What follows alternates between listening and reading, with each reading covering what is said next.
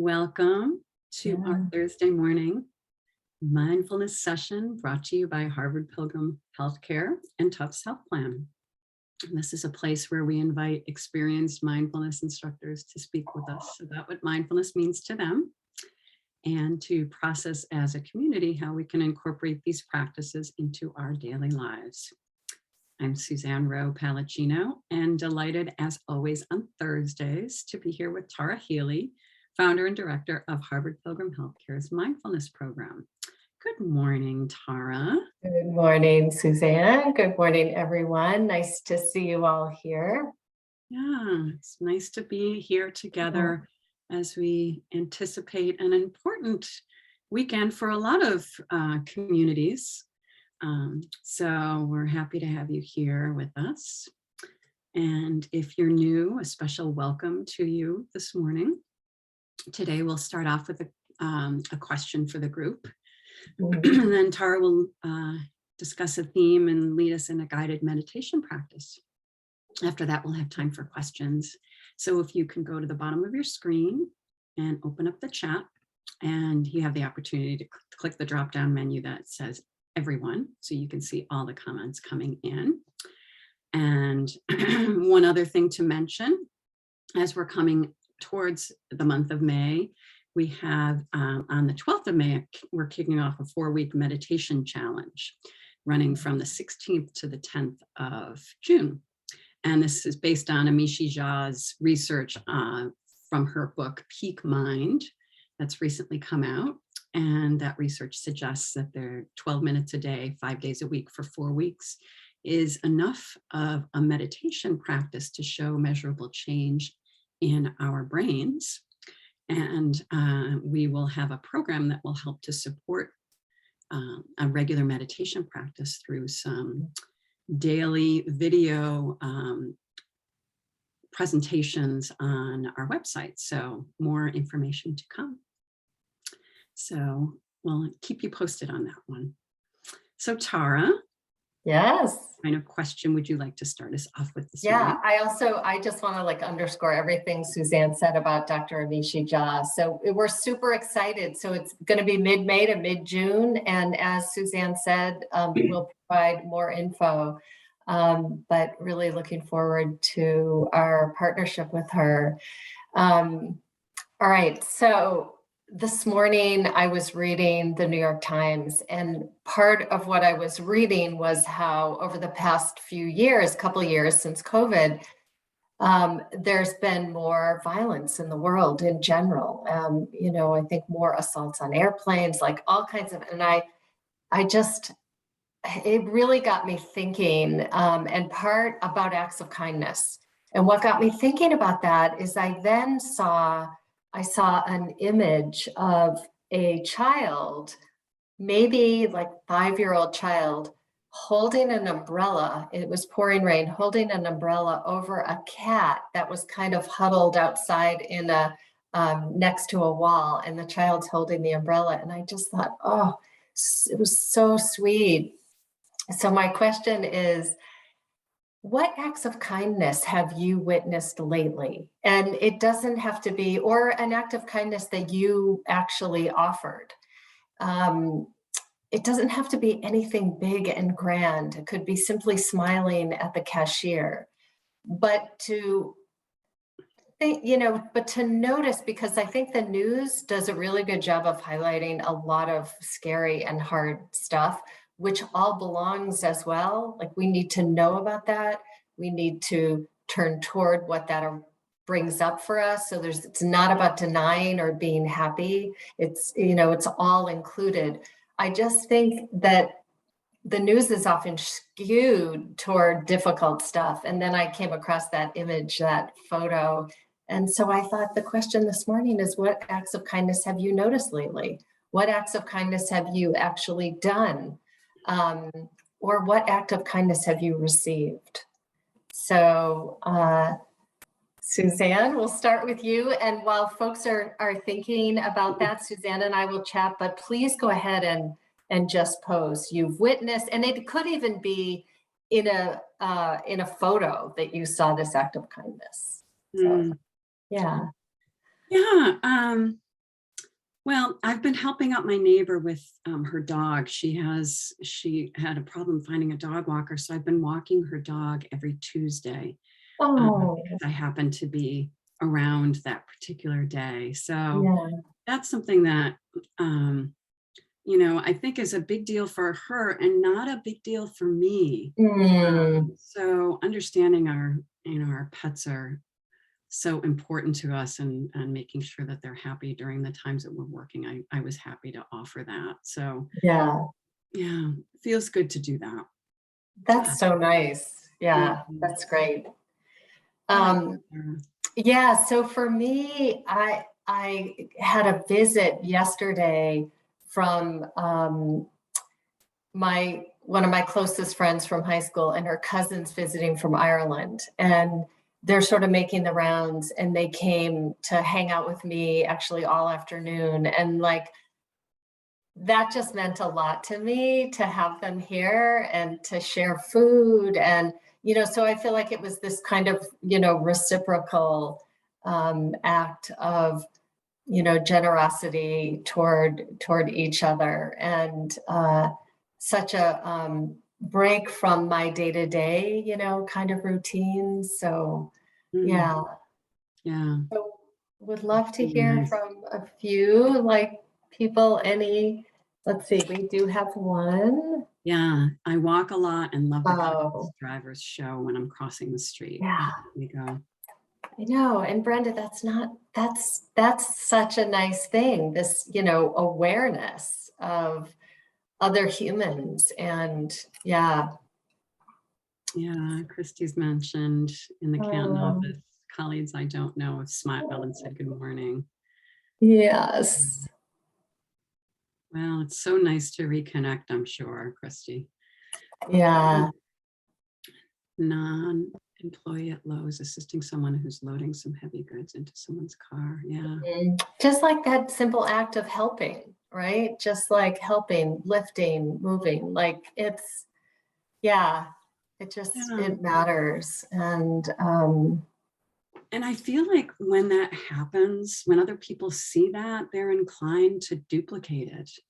Like It's, yeah, so I just true. noticed that on the road, like many times where I find when I'm in a hurry, if someone lets me go in traffic, I so appreciate that, because the times that I'm not in a hurry, I try to give that back.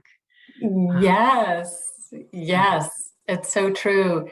Even sometimes where, you're coming up to take a turn on the road, but somebody else is also taking that turn and maybe they got there first.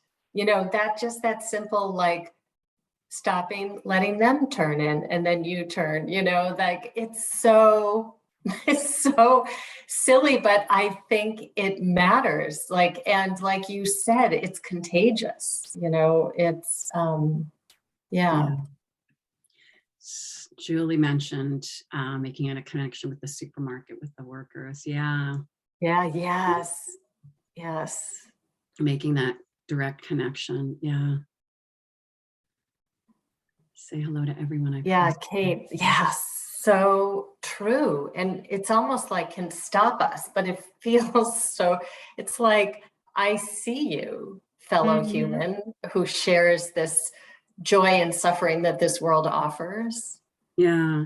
And I do feel like when I've done that, and sometimes you see someone that looks so serious and you do that, and the smile, you see the person Yes. smile, like it just changes their whole affect. So I Yeah, totally true. elderly woman walking near me on the sidewalk saw me Oh. today. She said, accent. Yes. Yes. Yeah. So easy to pay it forward. Yeah. Yeah. And drivers stopping for animals, right? Like all of us could probably think about times where there was a mother duck and babies crossing a road and people stopped. Yeah. Yeah. Yeah. Oh, thank you all. Thank you. It's I think it's just like a good way to start the morning. And we also know from neuroscience that as whatever we incline the mind toward, we train.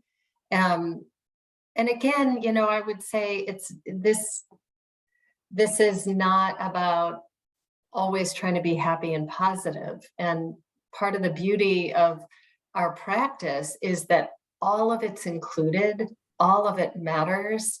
We turn toward the difficult emotions and allow for them, receive them, feel them in the body. Um, and then move forward. And I think, we could do the same. And Rick Hansen, who's from California, he's a mindfulness teacher. He's like he's not a neuroscientist, but he's like a neuropsychologist.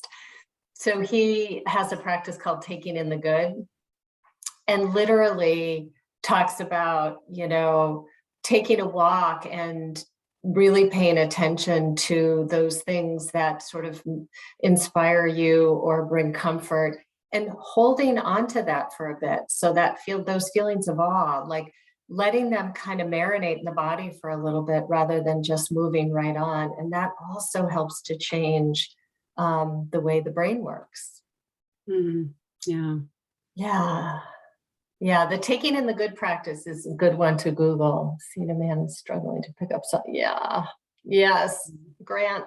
Yes. That's, Yeah. That. I'm seeing someone in the supermarket struggling to pick something up that dropped from his shopping cart, picking it up from, it like we've heard, it all takes a village. It just seems like, if we look out for one another, just, yeah. it comes back to us tenfold, I think. So Yes. Yes. Well, on that, how about if we practice? sounds good. So, as always, you want to sit in a way that is relaxed and comfortable, yet upright, and you want to be engaged. And so take a minute to kind of shake out, stretch a little bit, and either standing or sitting is both of those postures are fine. I'd be careful with a lying down posture. That's okay too, but just if you're sleepy, probably not the posture to take. But otherwise, standing or sitting, and just begin by noticing the points of contact with the body and the surface. So that could be the soles of the feet or all along the back of the body. And just make any micro movements for comfort and for stability and for engagement. And then on your own, take 2 deep breaths just to settle any surface tension from your activity of the morning. Remember, double the length of the exhalation.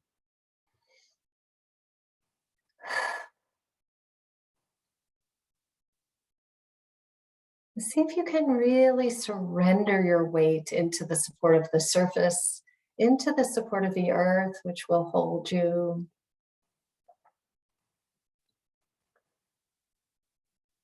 And just take a moment to notice the whole body. Any sensations that are making themselves known or are more prominent, just receiving, aware of them.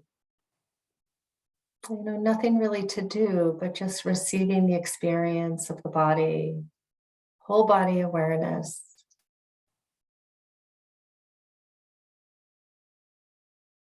And let's take a moment now to expand awareness to include sound in the room or outside of the room that you're in. Receiving sound.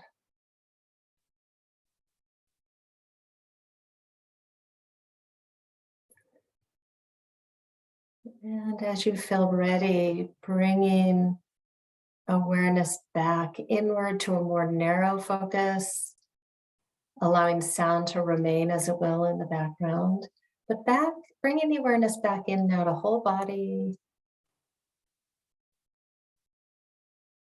And let's move our attention through the body as a way to continue to settle in. So we'll do kind of a sweeping move through the body. So starting at the very top of the head. And as we move, just noticing sensation or lack of sensation. Notice tingling or tightness or temperature. And softening areas of the body just to the degree that you can. So top of the head, sweeping awareness down over the sides and the back of the head. Noticing sensation or lack of sensation. Bringing awareness now to the face. So starting at the forehead, moving down around the eyes, the nose, cheeks, the mouth, jaw, even the tongue, allowing the tongue just to rest in the mouth, softening the face, the muscles of the face to the degree that you can. And bringing awareness down now over the neck. So the front and the sides and the back.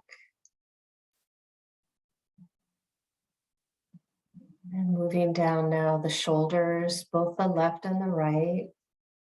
Upper arms, elbows, forearms, hands, the fingers, softening and resting the arms and the hands, aware of sensation or lack of.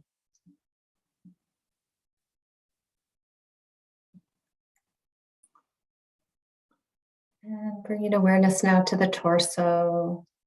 So the front of the body and the back of the body, internally.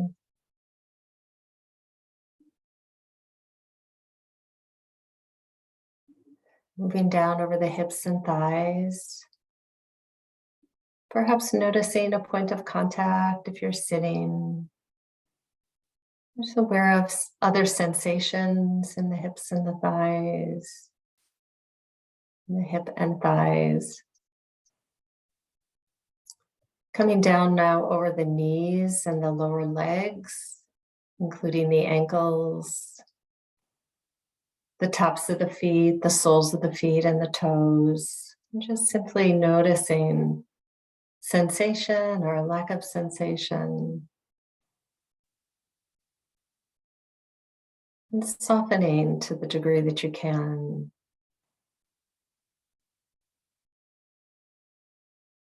And releasing that. And just simply begin to notice the rhythm of your breath and know that however you're breathing is perfect. So as you breathe in and out at whatever rhythm is working for you right now or is present for you right now, as the body breathes in and breathes out, where is the sensation of breath most noticeable? Is it the abdomen, belly, chest, nostrils, or perhaps someplace else that you're aware of breathing in and breathing out? And each time a thought comes in, which is very natural, we're not trying to stop it or be angry because it's happened or, this is normal. This is all part of it. It's just that we're deciding we're not going to entertain that thought. So as you notice, you can make a soft mental note, thinking, or you could be more specific, like planning. And gently release, soften the body, and return to breath sensation wherever it's most prominent for you.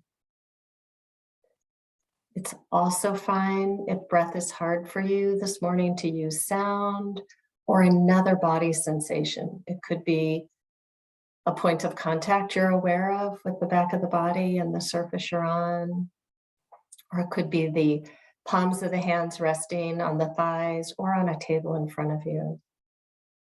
So the idea is you just want something that you can return to when the mind wanders. Kind of like doing repetitions against the resistance of weight.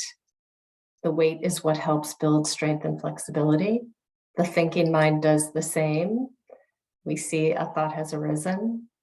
We name it thinking. We soften and we just return over and over again, repetitions against the resistance of thought.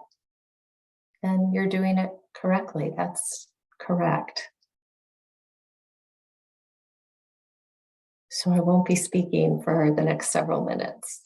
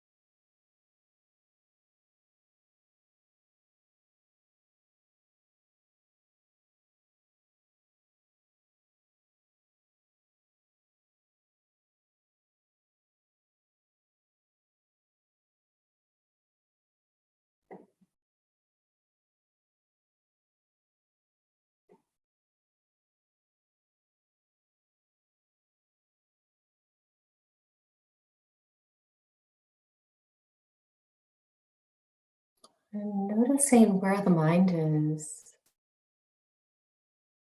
gently releasing the narrative or the storyline, soften the body, and return to your anchor.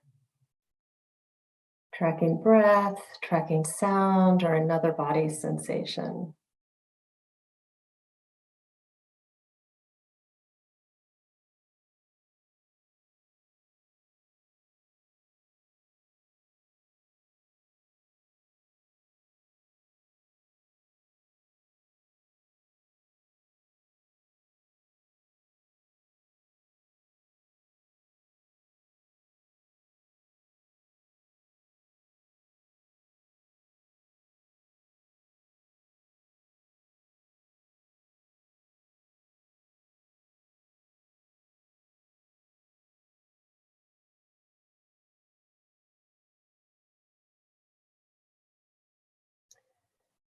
And as we bring this meditation to a close, may we be peaceful and at ease.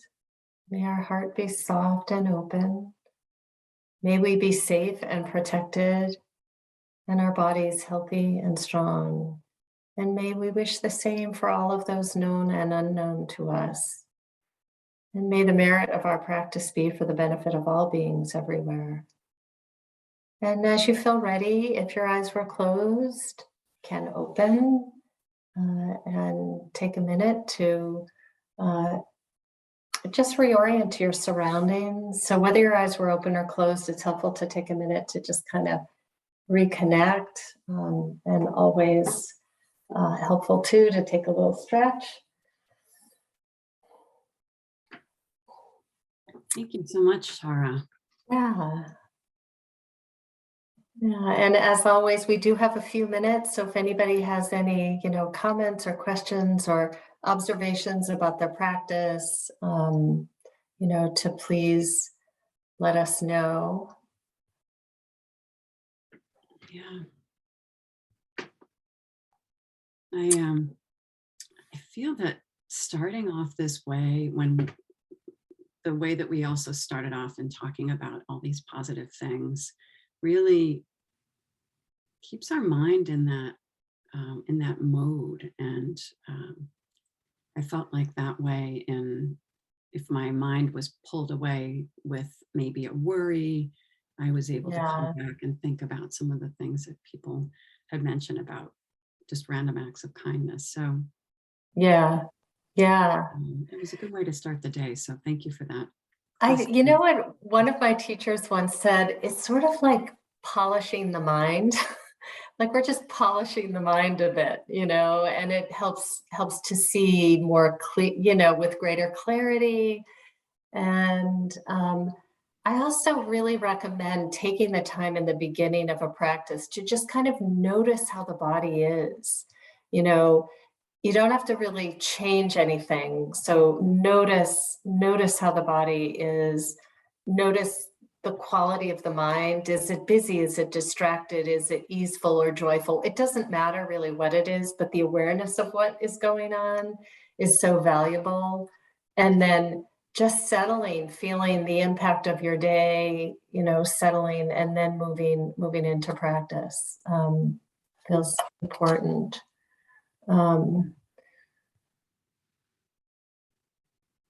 Welcome back, Kate.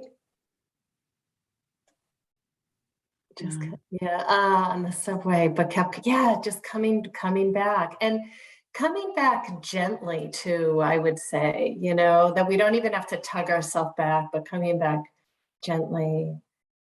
Is it okay to have more than one anchor?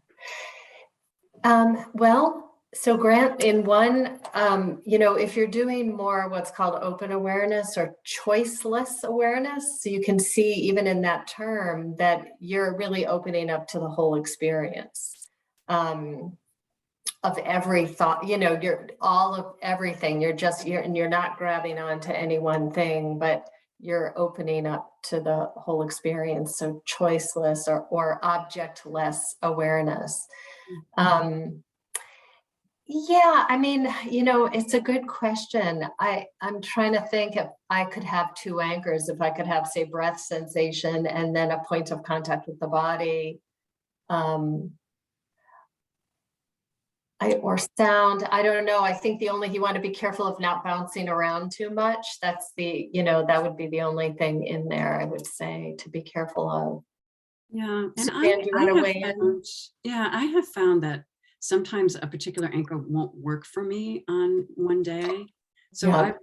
I will change. Oh, yeah, definitely. I thought he meant in that one sitting, can you bounce around and take on different anchors? Yeah, I mean, I've done it within a sitting where my regular anchor just doesn't work. Where my regular anchor Yes. is feeling the breath, but Yep. sometimes I just have to go to my feet. Where No, really my good hands point. on So body. the answer is yes. Yeah, Yeah, yeah. that's definitely, yeah, And good point. Teresa's mentioned when we turn towards difficult emotions and allow the feeling in our body, then what's next? Yeah, so really good question. So anytime you're pulled off your anchor, you want to, so say a difficult emotion has arisen. The idea is that we hang out with it for as long as we think it needs our hanging out with it.